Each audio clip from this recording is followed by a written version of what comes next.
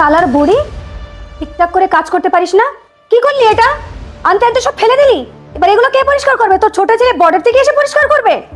হ্যাঁ, তোকে কি বলেছিলাম আনতে আমি? আর তুই কি নিয়ে এসেছিস? এই মুড়ি? এই মুড়ি কি দেখাবো? তোর মাথা দেখাবো? হ্যাঁ বাবা, আমি ইচ্ছা করে মুড়িগুলো ফেলিনি, জানো?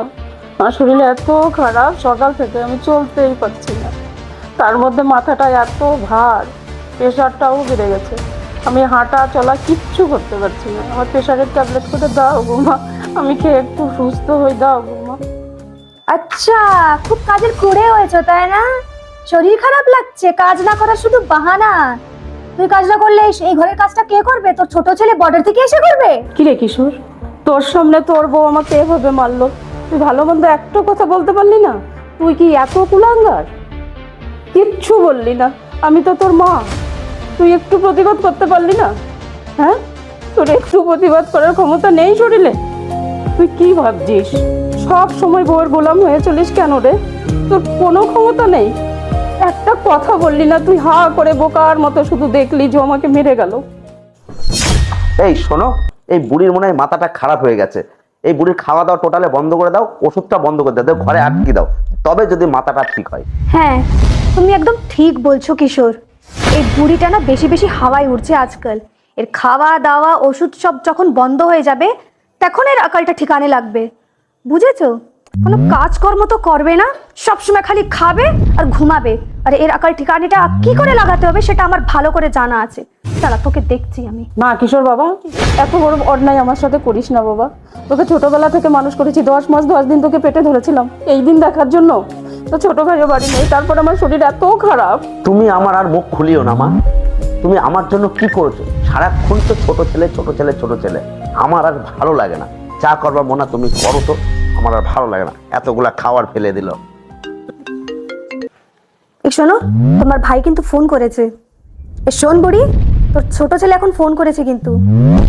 একদম কোনো কথা বলবি না, একদম মুখ বন্ধ করে থাকবি। যদি কিছু বলেছিস তা আমার থেকে খারাপ কেউ হবে না, বুঝেছিস? হ্যালো ভাবি, কেমন আছো? হ্যাঁ হ্যাঁ, আমি ভালো আছি। তুমি ভালো আছো? মা কেমন আছে? মাও ভালো আছে। মার সঙ্গে একটু কথা বলো। আচ্ছা, মার সঙ্গে কথা বলবে? আরে তুমি তো জানো ঠাকুরপো, মার শরীরটা তো ভালো না, প্রেশারের প্রবলেম আছে। তো উনি না ওষুধটা খেয়ে ঘুমাচ্ছে। ঘুম থেকে উঠলে আমি কথা বলিয়ে দেবো, ঠিক আছে? আচ্ছা বলছি কি ঠাকুরপো, কালকে কটা টাকা পাঠায় দাও। জানো তো কিশোরের স্যালারিটা আসতে 2 মাস টাইম লাগবে, ঘরের খরচাটা কি করে চলবে?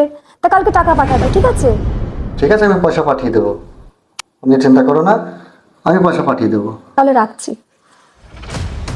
আবার দাঁড়িয়ে দাঁড়িয়ে আমার মুখ কি দেখছিস? হ্যাঁ বুড়ি, যা এখান থেকে, কাজগুলো কে করবে? এ তোমার মা কি গো? আরে মাথাটা ঠান্ডা করো না, যা হওয়ার হয়েছে, তুমি বসো ঠান্ডা হয়ে।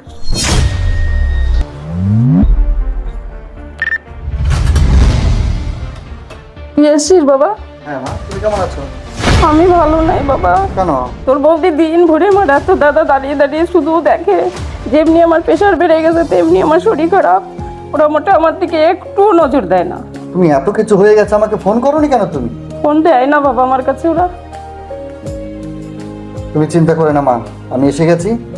ওদের একটা ব্যবস্থা না করে আমি যাচ্ছি না, দেখছি ওদের কি করা যায়।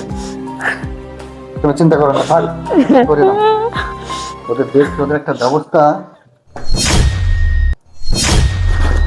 ঠাকুরপো, তুমি এত তাড়াতাড়ি চলে আসলে? তুমি তো বললে 3 মাস পরে আসবে। দেখো বৌদি, এটা আমারও বাড়ি, আমি যখন খুশি তখন আসতে পারি, তাতে তোমার সমস্যাটা কি?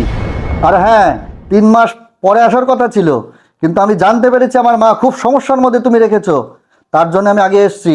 দেখো বৌদি, এত নাটক করার দরকার নেই, আমি সব শুনেছি, সব জেনেছি আমি। আর যেটুকু বাকি ছিল না সেটুকু আমার মা সব বলে দিয়েছে, বুঝলে? বেশি নাটক করো না। শোন বড় ভাই, তুই তো বড় তো নাকি না, তো ছেলে তুই? হ্যাঁ, এত বড় ভেড়া হয়েছিস কবে থেকে যে বউর কথা শুনছিস তুই? মাকে এত মারলো বকলো, তুই কোনো কথা বলতে পারলি না তুই? হ্যাঁ, এত বড় ভেড়া হয়েছিস তুই?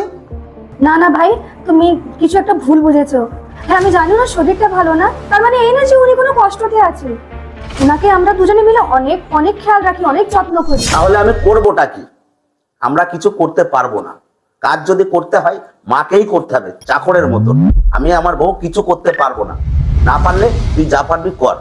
তুই যদি আমার বড় না হতিস তাহলে তোকে একটা উচিত শিক্ষা দিতাম। যে মা তোকে জন্ম দিয়েছে সেই মার উপর এত অত্যাচার করছিস তুই? তোর লজ্জা করে না? তুই তুই বোর কথা শুনে মার উপর অত্যাচার করছিস তুই? দেখ ভাই, মুখ সামলে কথা বলবি। তখন তো তুই আমার বউকে বাজে কথা বলে যাচ্ছিস। আমি যেদিন থেকে ওকে বিয়ে করে এই ঘরে নিয়ে এসেছি, ওকে দিয়ে আমি কোনোদিন একটা কাজ করাইনি। ওকে আমি রানী করে রাখবো। যা কাজ করতে হবে মাকেই করতে হবে। দেখ ভাই, তুই যেমন তোর বউয়ের কথা তুই সহ্য করতে পারিস না, আমি আমার মার বিরুদ্ধে কোনো রকম কথা সহ্য করব না। আর হ্যাঁ, শুনে রাখ, এই বাড়ির থেকে তোদের আমি এক্ষুনি বার করবো। যা বেরিয়ে বাড়ি খালি কর। ও ভাই, তুমি এই সমস্ত কি কথা বলছো? তুমি জানো না কিশোরের কোনো কাজ নেই, 2 মাস পরে ওর টাকা ঢুকবে।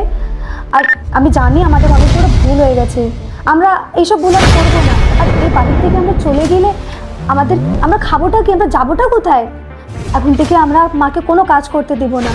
আমাদের ক্ষমা করে দাও ভাই, আমরা সবাই মিলেমিশে এই ঘরের কাজটা করবো, যা করবো সব মিলেমিশে করবো, আর মাকে কোনোদিন কষ্ট দেবো না।